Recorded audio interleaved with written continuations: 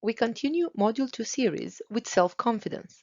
Referring to our guiding metaphor, we can see self-confidence as the surfboard itself, visualizing its significance in providing stability, empowering surfers to tackle challenges, and maintaining a strong foundation for surfers' daredevil adventures.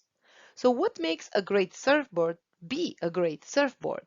How do we connect the ideas of responsiveness, stability, durability, versatility, and speed to those of self-confidence? Let's try out some surfboards and decide which one to select based on how it responds to your needs. In this third video, we're going to cover self-confidence as the surfboard everyone wants to stand upon, to have a safe haven when times get tough and you get thrown off your feet, to provide balance and adaptability when needing to adjust to tormenting waters around you. We'll start with what is self-confidence and how it manifests, moving forward towards what to be aware of when it comes to self-confidence, then working on an action that will allow you to identify beliefs you might have about self-confident people.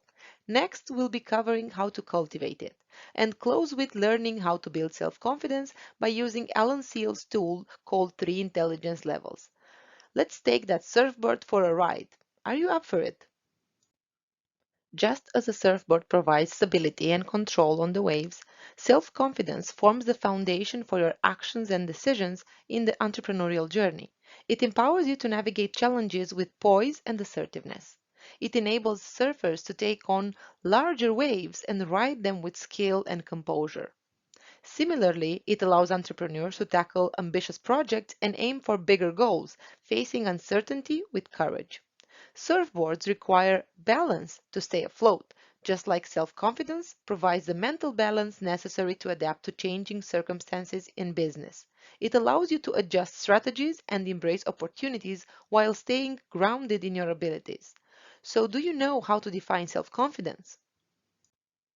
We must begin by saying there is no one definition fits them all, but this might just cover the grounds for it. Self-confidence means trusting in your own judgment, capacities, and abilities. It's about valuing yourself and feeling worthy, regardless of any imperfections or what others may believe about you. One of the most cited sources about self-confidence refers to it as simply believing in oneself, by authors Benabou and Tirole. According to them, self-confidence plays a critical role in decision-making, risk-taking, and interactions with others. By referring to self-confidence as simply believing in oneself, they emphasize its fundamental nature as a core belief that influences behavior and decision-making. According to Lenny, self-confidence can be understood as a combination of an individual's expectations of performance, self-evaluation of abilities, and prior performance experiences. Lenny's definition highlights that self-confidence is not solely based on an individual's subjective beliefs, but it's influenced by objective evidence of their capabilities through previous performances. Self-confidence also brings about more happiness. Typically, when you are confident in your abilities, you are happier due to your success, and you feel more energized and motivated to take action and achieve your goals. When we stay in our comfort zone, protected from failure by the familiarity of routine activities, we live life unaware of our ability to grow and develop new strengths and skills. The less we experience opportunities for mistake and failure, the more scared we become of what could happen if we were to step outside of our comfort zone. However, when we do take that plunge, even without self-confidence in our abilities, courage takes over. In the realm of the known, self-confidence operates without any hindrance, but in the realm of fear of the unknown, courage takes over. It is important to give room for both to shine and be felt. Martin Seligman reminds us that a positive self-image by itself does not produce anything. A sustainable sense of security in oneself arises from positive and productive behavior. This is not to say that feeling secure and trusting in yourself is not important for well-being. High self-confidence has been linked to many positive physical and mental health outcomes, but we also need to practice it more often. Many would like to have higher self-confidence, but struggle to overcome insecurity, fear, and negative self-talk. With some reflection, hard work, and perhaps a shift in perception, you can work towards a strong and stable belief in yourself. So how can you cultivate self-confidence per se? if you want to have a quick, simple, and comprehensive guide on how to build self-confidence, this is not it. Why?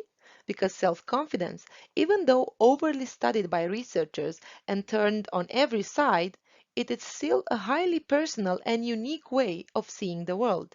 Which means that if for me self-confidence means speaking my mind freely and abiding by my point of view, for the others it can mean to say no when they don't want to do something, or to wear a funny outfit while having a walk, or to ask for what they want when they want it, or to say to the waiter in a restaurant that their dish is over or undercooked, or to sign up for a half marathon even if they didn't run for more than 2 kilometers in their entire life.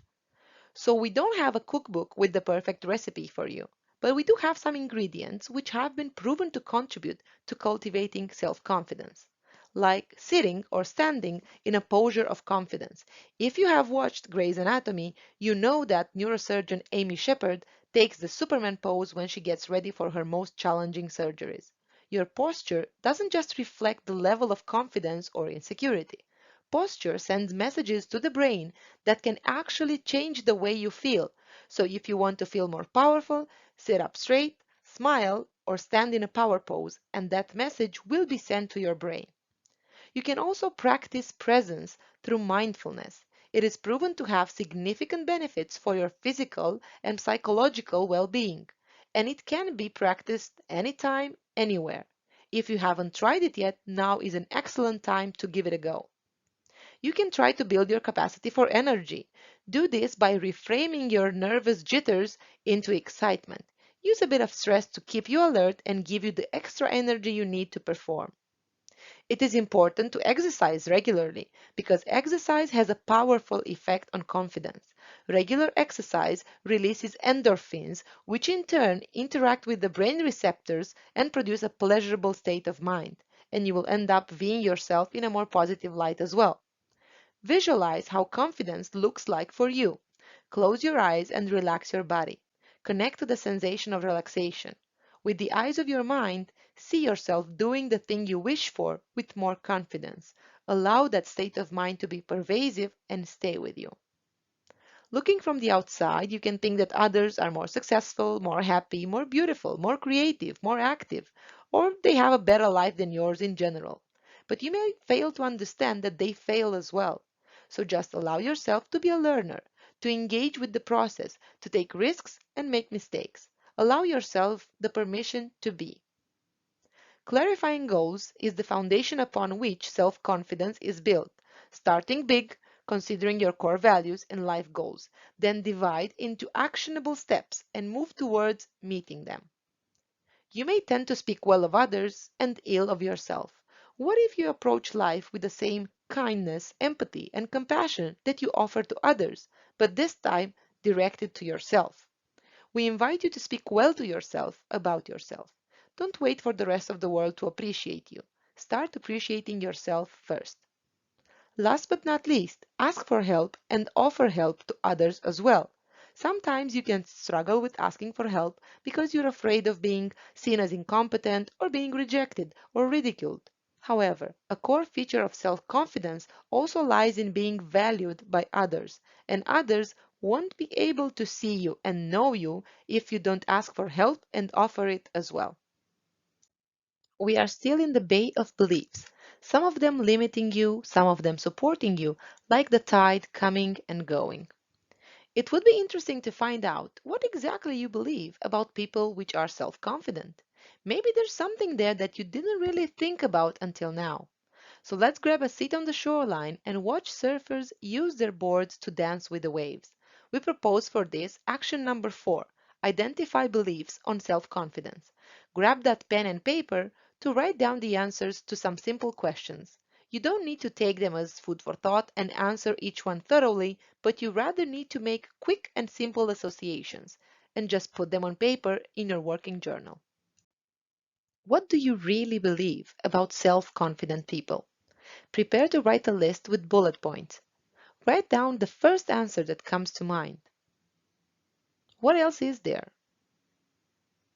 What else do you believe? Even if it's goofy or you know it's not entirely true, if you thought it, put it on paper. Continue to ask yourself the same question as many times as needed in as many ways as possible, like, what do I tell myself about them?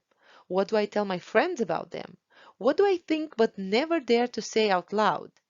Do this until the answer is, that's about it. That's all I believe about them. Now it's time to reflect on it. What comes to the surface?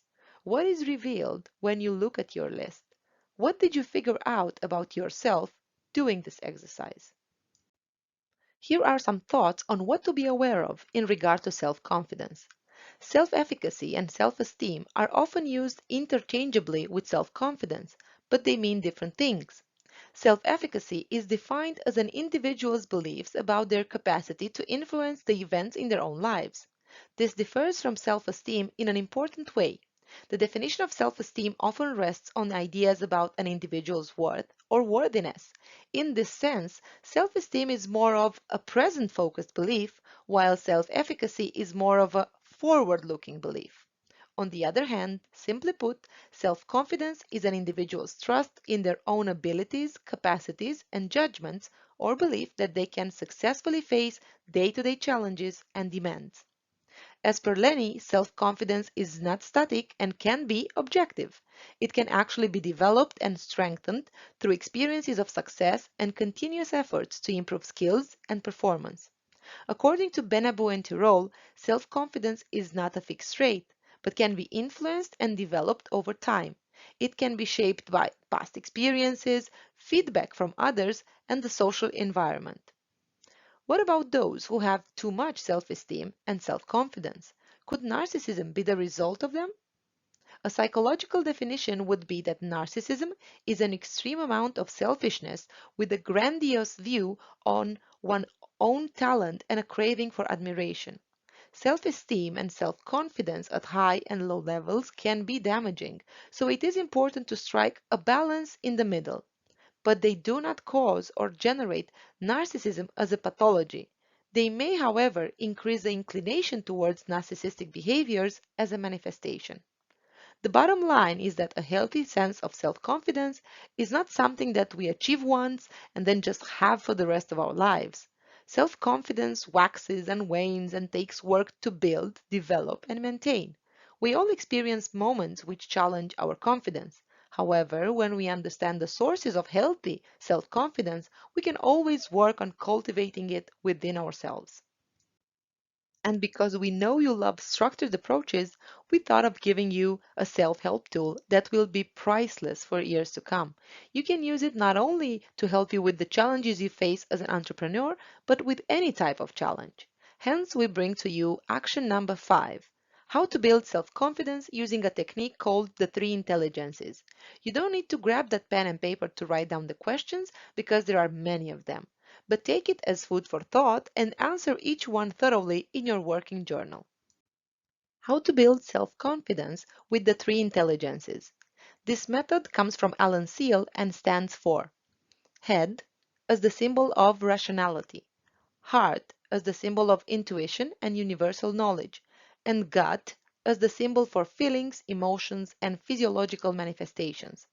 Follow closely the questions in your working journal for each of the intelligence levels. Make sure not to skip the final questions related to the alignment of these 3 levels. What comes out of it? Which 3 actions you want to take in order to help build that self-confidence you need and want. And if you feel stuck or lost at sea, you can ask for a one-to-one session with a coach presenting this topic as the one you wish to work upon. We're sure that together we will discover how to get to your desired level of self-confidence. We end this video by saying, confidence comes not from always being right, but from not fearing to be wrong. This quote by Peter T. McIntyre highlights the essence of true self-confidence. It emphasizes that confidence is not about having all the answers or being infallible, but rather about embracing the unknown and being unafraid of making mistakes. Having self-confidence means being open to learning, taking risks, and growing through experiences, even if they involve moments of uncertainty. It encourages us to step outside our comfort zones and embrace challenges with courage and resilience. See you in our last video of the module about how to take calculated risks for informed decisions.